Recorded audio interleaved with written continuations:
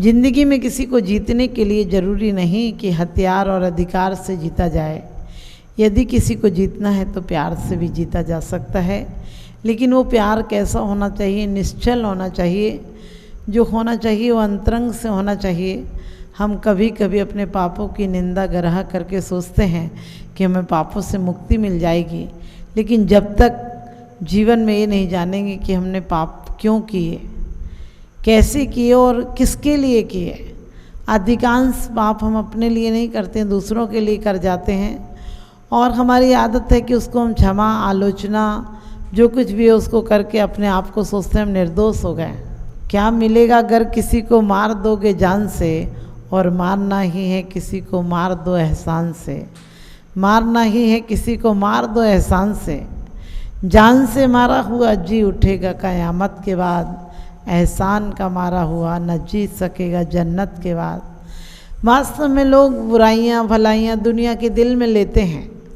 अपने दिल को गुलदस्ता भी बना सकते हैं, लेकिन लोग कचड़ों को लेकर अपने दिल को कचड़ा घर बना लेते हैं। अपनी बुराइयों को लेकर, अपनी बेईमानस्त को, अपनी ईर्ष्या को लेकर अपने दिलों को गंदा करते रहते हैं, और दिलों को गंदा ही नहीं करते हैं, बारूदी फैक्ट्री बना लेते हैं जिसमें से सिर्फ दुर्भावनाएं निकलती हैं, सिर्फ दुर्भावनाओं की गंध निकलती है, बदबू निकलती है, जहाँ से सिर्फ सड़ान पैदा होती है, और वो सड़ान कहीं बाहर से नहीं आती है, हमारी दुष्प्रवृत्तियों से, हमारी चेतना की सुसुप्त अवस्था से आती है। क्योंकि कहते हैं कि वास्तव में प्रेम का उपहार, क्षमा का उपहार वही दे सकता है, वही जीवन में प्रायश्चित कर सकता है जो कि दिल से अमीर हो, भले दौलत से गरीब हो। जीवन में खुशियों से वही भर सकता है जिसने अपने जीवन में अपने पापों का अवलोकन किया हो, जिसने अपने पापों को देखा हो। हम भगवान के सामने आकर विनती पढ़ जाते हैं, आलोचना पाठ पढ़ जाते हैं, प्रतिक्रमण पढ़ लेते हैं, और रोज़ कहते हैं सुनिए जिन्हें अर्जे हमारे, हम दोष किए अति भारी, तिनकी अभी निर्वृत्ति काजा, तुम शरण लगी जिन्हें राजा। क्या कहते? तिनकी अभी निर्वृत्ति काजा, तुम शरण लगी जिन राजा। लेकिन तुम क्या शरण में आए हो आज तक? तुमने कभी भगवान की शरण ली है? सुनिए जिन्हें अरज हमारी, उन्हें क्यों सुना रहे हो? अपने आप को सुनाओ। कहते हैं सुनिए जिन्हें अर्ज हमारी, हम दोष किए अति भारी। अब तुमने कौन से छोड़ दिए हैं? आलोचना पाठ पढ़कर जाओगे, बाहर जाकर वही कृत्य फिर करने लगोगे। मंदिर में आकर कहते हो क्षमामि सब जीवाणाम सभ्य जीवा क्षमं, तुम्हें मैं सब जीवों को क्षमा करता हूँ, सब जीव मुझे क्षमा करना। लेकिन तुम्हारी क्षमा ऊपर ऊपर से है। आज की क्षमा अनोखी है, व्यंगों का पुट भरा जिसमें, गाली दी थप्पड़ दे मारा, एक्सक्यूज मी बोला बदले में। आज इतनी सी क्षमा रह गई। आजकल क्षमा जैसा शब्द माँ की तरह था। क्षमा, माँ को बच्चा लाते मारता है, लेकिन माँ प्रेम से दुलारती है, पुचकारती है, दूध की धार देती है उस बच्चे को। ऐसा व्यवहार होना चाहिए हमारा। लेकिन आदमी आज ऊपर से सम्मान करता है, अंदर से जान लेने को उतारू रहता है। शुरू में जो कहता है कि हम आपके बिना नहीं जी सकते हैं, वही कुछ दिन बाद कहता है हम आपको जीते जी नहीं रहने दे सकते हैं। जो भी फूलों की माला लाया था, फूलों में भी आज कांटे छुपा कर लाता है। आदमी मुंह से बहुत प्रसन्न होता, अंदर से पूरा बार करने के लिए तैयार रहता, अंदर से मारने को तैयार रहता है। हाथों में मिठाई और दिल में जहर भरा रहता है। ऐसे दिल से तुम पापों का प्रायश्चित कैसे कर पाओगे? तुम इनकी पापों की निवृत्ति कैसे पर कर पाओगे? ऐसे भावों से पापों की निवृत्ति नहीं होगी, और बल्कि छुपा हुआ पाप और ज़्यादा विषाक्त हो जाएगा, छुपा हुआ पाप और ज़्यादा खतरनाक हो जाएगा। आज हम भगवान के सामने, और वो भी कौन से भगवान के सामने? जो सर्वज्ञ हैं, वीतरागी हैं और हितोपदेशी हैं। कैसा उपदेश देते हैं? किनके सामने झूठ बोलते हो? जो वीतरागी हैं, सर्वज्ञ हैं, हितोपदेशी हैं, उनके सामने इतनी बात कह रहे हो कि मैं उन पापों को छोड़ना चाहता हूँ। कब छोड़ना चाहते हो। और जब बैठते हो, जब किसी से कोई छोटी सी बात हो जाती है, छोटी सी बात का छोटा सा जवाब है, हम खुद खराब हैं तो ज़माना खराब है। और इस दुनिया में तो सच पूछो, जो कांटों में भी मुस्कुराता है वही सच्चा गुलाब है। जिंदगी को समझो तो जिंदगी लाजवाब है। हम पापों का प्रायश्चित कहते हैं, हमने पापों का प्रायश्चित कर लिया। हम रोज़ प्रतिक्रमण में कहते हैं कि मैं अब पापों को, इस पाप को छोड़ता हूँ, इसको छोड़ता हूँ, अभी तक किया है, लेकिन क्या फिर करने की तैयारी नहीं है। हम अकेले बैठे हों तो क्षमा और ध्यान की बात करते हैं, लेकिन यदि कोई हमें एक बात कह जाए तो ईंट का जवाब पत्थर से देने को तैयार रहते हैं। हम अपने हित के लिए एक इंद्री से लेकर पंचेंद्री तक के जीवों को मारने के लिए तैयार हैं। हम अपने तन के स्वार्थ के लिए पंचेंद्री जीवों का घात करने के लिए तैयार हैं। हमारे यहाँ कहा है कि श्रावक की भूमिका में क्या करना चाहिए, अणुव्रतों का पालन करना चाहिए, ताकि धीरे धीरे अणुव्रत एक दिन महाव्रत हो जाए।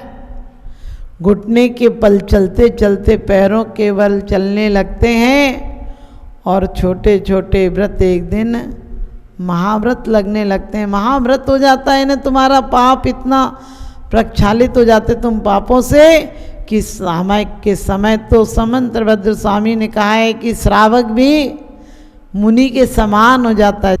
क्यों हो जाता है? क्योंकि वो मन से प्रत्येक क्षण भावना पाता है कि वो दिन कब आएगा जब मैं इन सब पापों से ऊपर उठ जाऊंगा।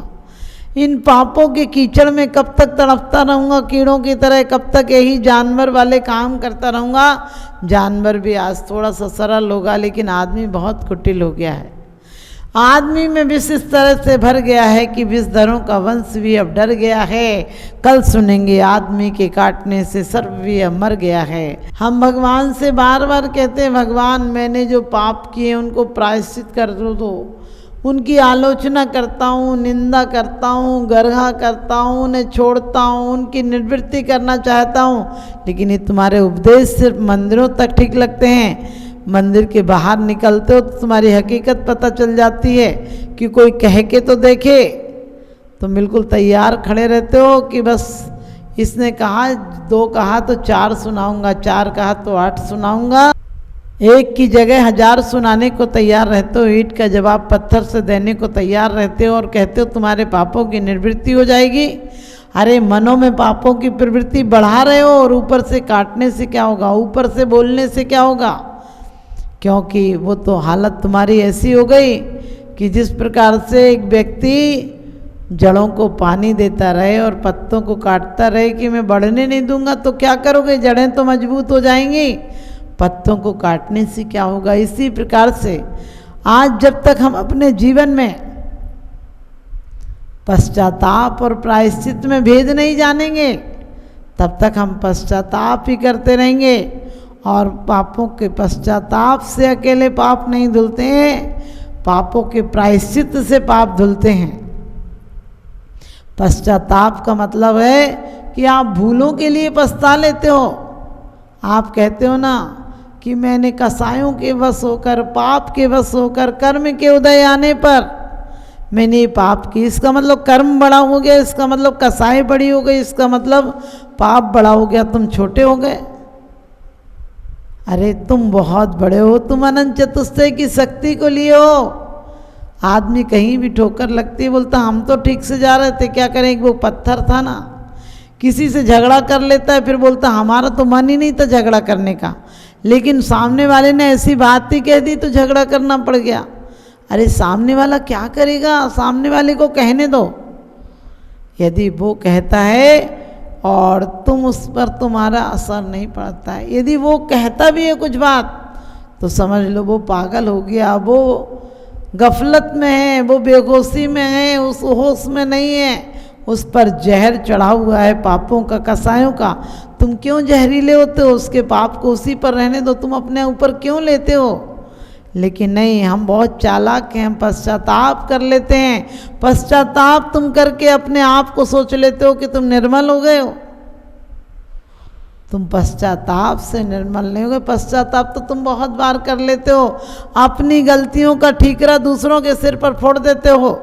उसने ऐसा कह दिया, उसने घाटा भी हो जाए व्यापार में, कहते हो सामने वाले ने बेईमानी कर दी, ठीक समय पर मैं दुकान नहीं खोल पाया, इसका मतलब दुकान बेईमान हो गई।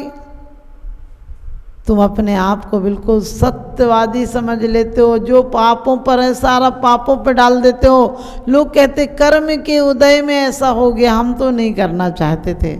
मैं कहती हूँ तुम्हारे कारण कर्म ऐसे हुए हैं, कर्मों के कारण तुम ऐसे नहीं हुए हो।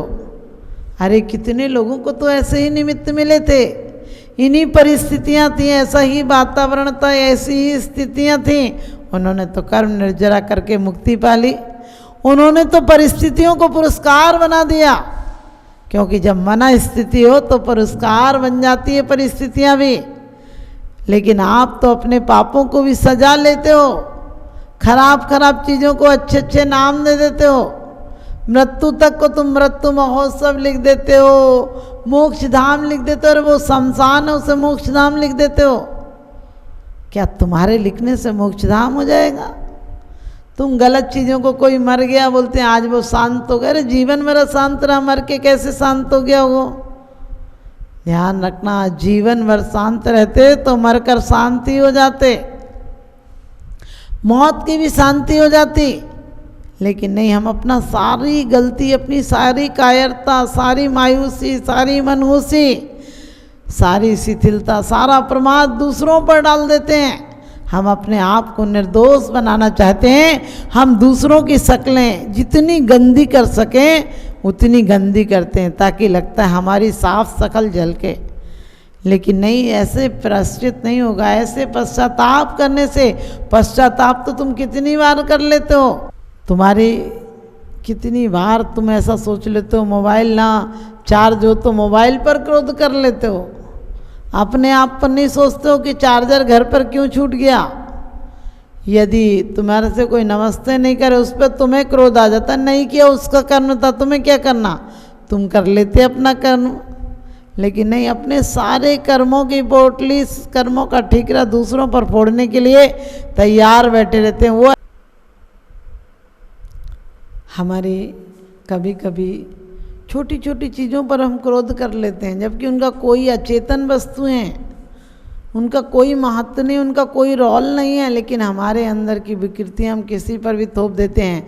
हम दूसरों की चेहरे जितने काले कर पाते हैं उतना अच्छा समझते हैं, लेकिन ये नहीं सोचते हैं कि तुम किसी के चेहरे काले कर देने से तुम सफ़ेद नहीं हो जाओगे, तुम किसी पर पाप मरने से शुद्ध नहीं हो जाओगे, क्योंकि तुम अपनी गलतियों को बहुत अच्छे अच्छे नाम दे देते हो, बहुत अच्छी अच्छी पहचान दे देते हो। क्योंकि कोयले को सजाने से कोयला सोना नहीं हो जाता है, और मुर्दे पर फूल चढ़ा लेने से एक मुर्दा देवता नहीं हो जाता है।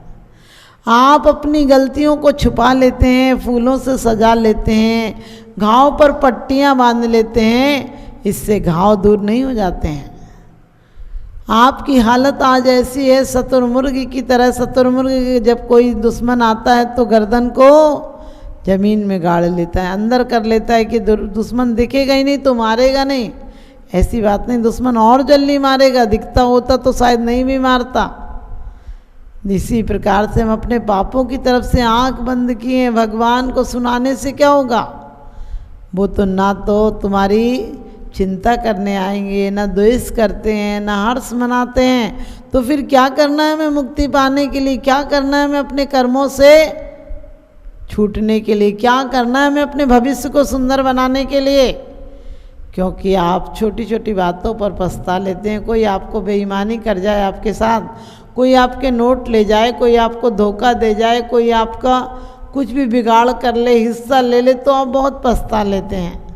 आप पछता तो लड़ने के बाद भी पछता लेते हो कि आज के बाद लड़ूंगा नहीं, लेकिन क्या होता है तुम्हारा पछतावा बेकार निकल जाता है। जैसे ही परिस्थितियाँ आती हैं तुम उनके बहाव में बह जाते हो, वो तुम्हें बहा कर ले जाती हैं। लेकिन परिस्थितियों के बहाव में भी जो अपने आप को दृढ़ सुमेर की तरह रखते हैं वो महापुरुष हो जाते हैं। उनके नाम जिनवाणी में लिखे जाते हैं। जिनवाणी सदा उनके गीत गाती है, जिनकी ज़िंदगी में साधना उतर जाती है, जिनकी जिंदगी में साधना उतर जाती है, तो वास्तव में पश्चाताप को रविंद्रनाथ जी क्या करते थे, कविताएं बनाते थे तो वो अपनी कविताओं में कहीं गलती हो जाती थी उसे सजा लेते थे। और कई लोग होते हैं गलतियों को सजा लेते हैं, सुंदर कुछ चित्र बना देते हैं, कुछ बना देते हैं, लेकिन क्या करोगे, बाहर से चित्र बना दोगे अंदर से गलती मिटेगी नहीं। इसी प्रकार से हम भी यदि आलोचना पाठ माला फेर के सामायिक करके अपने पापों का चाहते हैं कि प्रायश्चित हो जाए, तो ये प्रायश्चित नहीं है। पश्चाताप हमारी कृत्यों को देखता है, पश्चाताप हमने जो कर्म किए हैं उनकी तरफ ध्यान देता है। पश्चाताप कहता है कि मैं तो एक अच्छा आदमी था, एक आदमी अच्छे आदमी से छोटी सी गलती हो गई। पश्चाताप कहता है मैं बहुत सुंदर आदमी था, मैं ऐसा कर ही नहीं सकता था, क्या करूं, कर्मों के कारण हो गया। लेकिन प्रायश्चित वाला कहता है कर्मों का कोई दोष नहीं था, कर्म तो निर्बल है, कर्म तो आत्म पुरुषार्थ से भागते हुए नजर आते हैं, कर्म तो जरा सा विवेक रखो तो अंदर आते ही नहीं। आपने देखा होगा कोई भी होश में कभी पाप नहीं करता है, कभी अत्याचार नहीं करता है, होश में हो तो कभी किसी का मर्डर नहीं करता है। क्यों नहीं करता है, क्योंकि होश में आदमी पाप कर ही नहीं सकता है। तो पश्चाताप कहता है कि मेरे जैसे अच्छे आदमी से एक गलती हो गई, लेकिन प्रायश्चित कहता है मेरी असावधानी से एक क्रिया हो गई, क्योंकि जब भी निकलेगी क्रिया गलत आदमी से गलत ही क्रिया निकलेगी। बेवकूफ़ होगा तो उसे जगह जगह पर फजीती मिलेगी, लेकिन बुद्धिमान होगा तो जगह जगह उससे फरिश्ते की तरह लोग मिलेंगे, जगह जगह उसको पुरस्कार मिलेगा, जगह जगह उसे सम्मान मिलेगा। क्योंकि वास्तव में प्रायश्चित कहता है आत्मशोधन, आत्म परिवर्तन। वो किसी गलतियों पर नहीं थोपता है, वो अपनी आत्म शिथिलता पर, जो आत्म प्रवृत्ति शिथिल हो गई है, जो आत्म जागरण की कमी हो गई है, उसकी तरफ ध्यान देता है। प्रायश्चित कहता है आत्मा को पूर्ण परिवर्तित कर दूंगा। प्रायश्चित कहता है आप पापों को अवकाश नहीं दूंगा, अपनी मनोवृत्तियों को पापों से बचाऊंगा। बचाऊंगा नहीं, वो प्रसार शुरू कर देता है, वो अपने कदम बढ़ा देता है और आत्मलेखन करता है, आत्म संशोधन करता है कि मेरी आत्मा में क्या वजह थी, किन कारणों से क्रोध आया था, किस लिए आया था, कब तक वो चीज़ें साथ देंगी और चली जाएंगी, तब भी आपत्ति देंगी। इसलिए उन परिणामों पर, उनके उद्वेग पर, उनके किस प्रकार से वो बीजारोपण हुआ उस पर ध्यान देता है प्रायश्चित। तो हमें अपने जीवन में प्रायश्चित का मतलब है आत्मलेखन, प्रायश्चित मतलब आत्म परिवर्तन, प्रायश्चित का मतलब होता है आत्म संशोधन, प्रायश्चित का मतलब होता है जीवन का पूर्ण रूपांतरण। तो जो पूर्ण रूपांतरण कर देते हैं वो एक दिन परमात्मा बन जाते हैं। तो आज तक हमने पश्चाताप बहुत किया, छोटी मोटी क्षुद्र चीज़ों के लिए भी पश्चाताप कर लेते हो, लेकिन जिस दिन प्रायश्चित आएगा उस दिन तुम्हें दुनिया बहुत सुंदर नजर आएगी। यदि दुनिया में कुछ गलत भी होगा तो तुम्हें लगेगा कोई नहीं, मुझे आत्म पुरुषार्थ देना है, मुझे आपके साथ कोई गलत व्यवहार करेगा, मारे पीटे, जान ले ले, वस्तुएं छीन ले, क्योंकि कहते हैं घर तेनी कारी तनि विदारे बैर जो न तहाँ धरे। क्या कहे, घर से निकाल दे, मार दे, पीट दे, गुण को अवगुण कर दे, लेकिन फिर प्रायश्चित वाला व्यक्ति इतना सावधान रहता है कि पूर्ण रूपेण पुनर्जन्म हो जाता है। क्योंकि एक बार बुद्ध कहीं जा रहे थे और किसी व्यक्ति ने उनके ऊपर थूक दिया, तो लोग बड़े नाराज हुए। उसने कहा कि इसको मारते हैं। उन्होंने कहा चलो ना अपना काम करो, उसका वो काम कर रहा है, हमको अपना काम करने दो। और दूसरे दिन वो फिर निकले और वो व्यक्ति आया और चरणों में गिर गया। लोगों ने कहा इससे बिल्कुल मत बोलना, ये तो बहुत बेकार आदमी, कल इसी ने थूका था। तो कहते हैं कि बुद्ध ने कहा जो थूका था वो तो और दूसरा व्यक्ति था। लोगों ने कहा नहीं यही था। उन्होंने कहा थूकने का भाव जब आया था तो इसकी मनोवृत्तियाँ, इसका इंसान, इसके अंदर की क्रूरता थी, हिंसा थी, ईर्ष्या थी, द्वेष था, ये कहाँ था। लेकिन आज जब चरणों में पड़ा है तब भी ये लाचार है, कुछ कहना चाहता है, इसकी भाषा असक्य है, प्रेम बहुत बढ़ गया है, समर्पण बहुत बढ़ गया, अब इसको गले लगा लेना चाहिए। तो ध्यान रखना, प्रायश्चित कहता है कि कर्मों की कोई उदय में आकर भूल हो गई, लेकिन इंसान तो सिद्ध आत्मा की शक्ति लेकर जीने वाला है और एक दिन सिद्धात्मा बनेगा। किसी की गलतियों को इतना मत देखना कि आपकी आंखें अंधी हो जाएं, और कभी इतनी गलतियां मत करना जो कि तुम्हारी, कहते हैं, रबड़ भी छोटी पड़ जाए। किसी के ऐप को तुम मत देखना, अपने आप को तुम पिटारा मत बनाना, गोदाम मत बनाना गलत चीज़ों का। बनाना हो तो सुंदर स्मृतियों का, पूर्व के लोगों का इतिहास बनाना, अपने अंदर उनको देखना।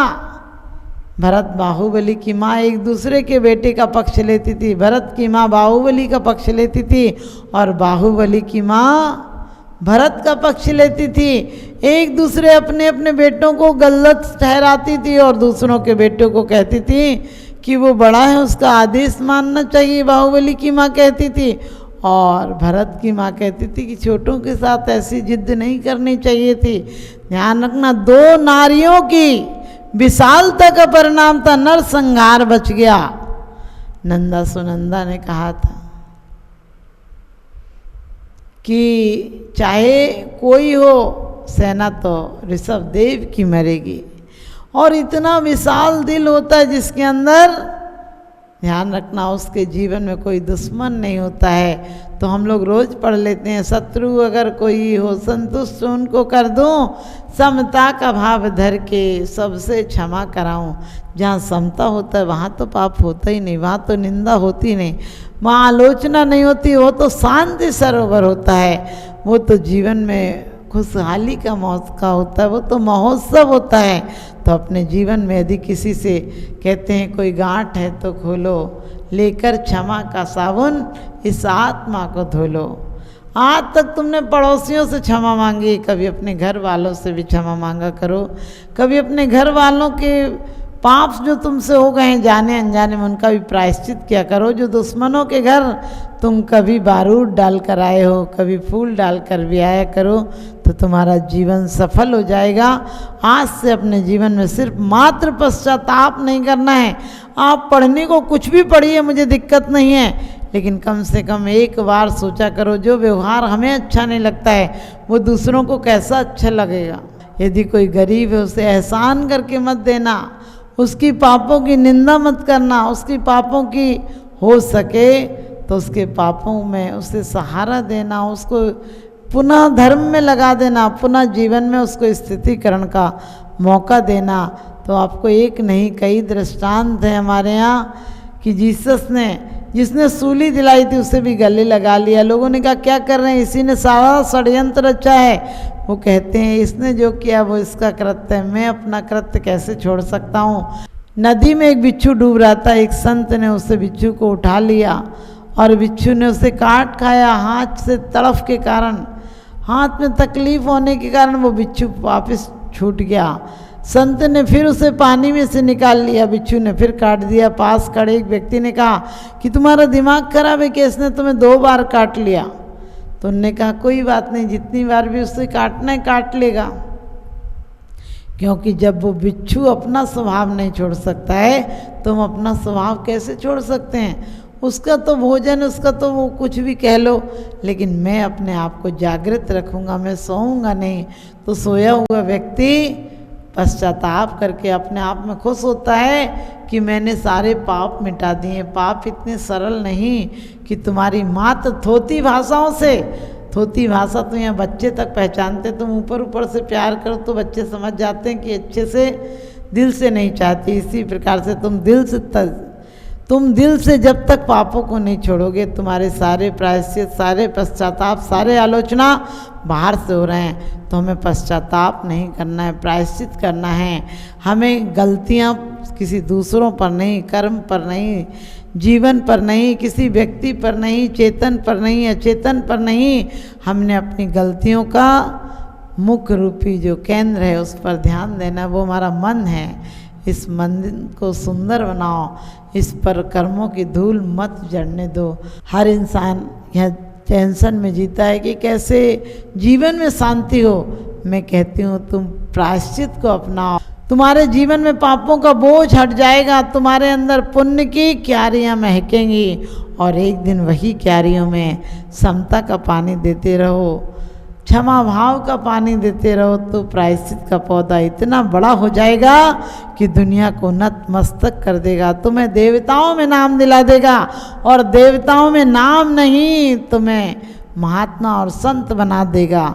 एक दिन संत और अरिहंत बना देगा और एक दिन सिद्ध शिला में विराजमान करा देगा।